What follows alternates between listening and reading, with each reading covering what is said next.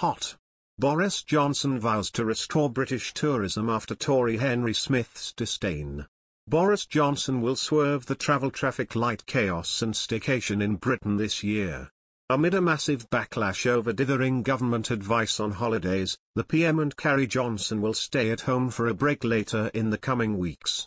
But it's unlikely they will pick Scotland again after a disastrous camping trip last year ended in testy Commons scenes with Mr Johnson blaming the SNP for leaking his location, forcing him to abandon his tent in a security scare.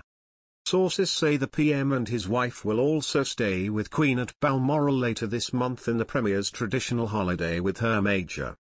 Last night, he scrapped plans for a new Amber Watch list travel tier after criticism from industry experts, airlines and MPs. The PM said he hoped to make holiday advice as simple as possible for Brits heading abroad.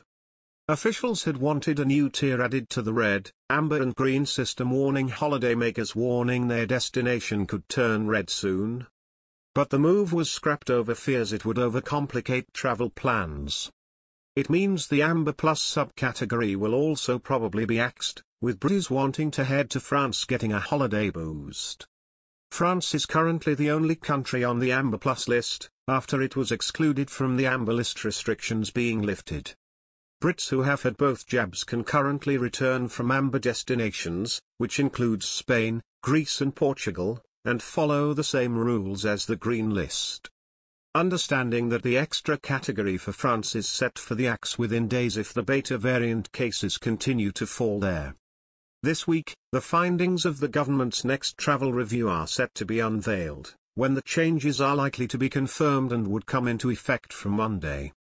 Mr Johnson said, "I obviously understand that people care very much about holidays. People want to go abroad.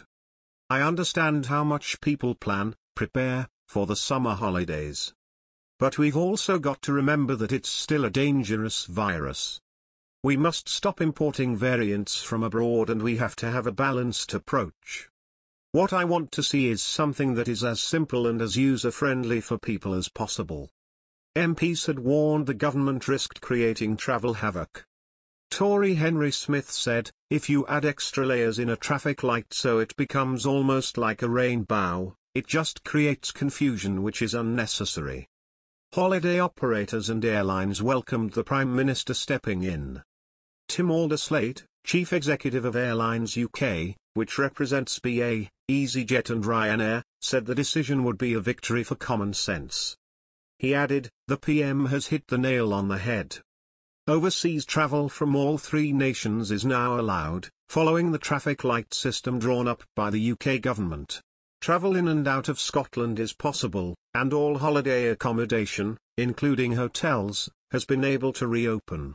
Travel within Wales and self-catered stays have been allowed since Saturday the 27th of March and travel in and out of its borders has been allowed since Monday the 12th of April. From 17 May, all hotels and holiday accommodation were permitted to open. Northern Ireland relaxed more measures on Monday the 24th of May, when hotels and other holiday accommodation were allowed to reopen. England moved to Stage 4 on Monday the 19th of July. Legal limits on the number of people gathering inside or outside have therefore been dropped, which means staycations are allowed for groups larger than 6, or 2 households, for the first time this year. And also from Monday the 19th of July, the UK has dropped laws that require British residents to quarantine after visiting an Amber List country, apart from France, due to the large presence of the Beta variant, first identified in South Africa, there, for the double-jabbed or under 18.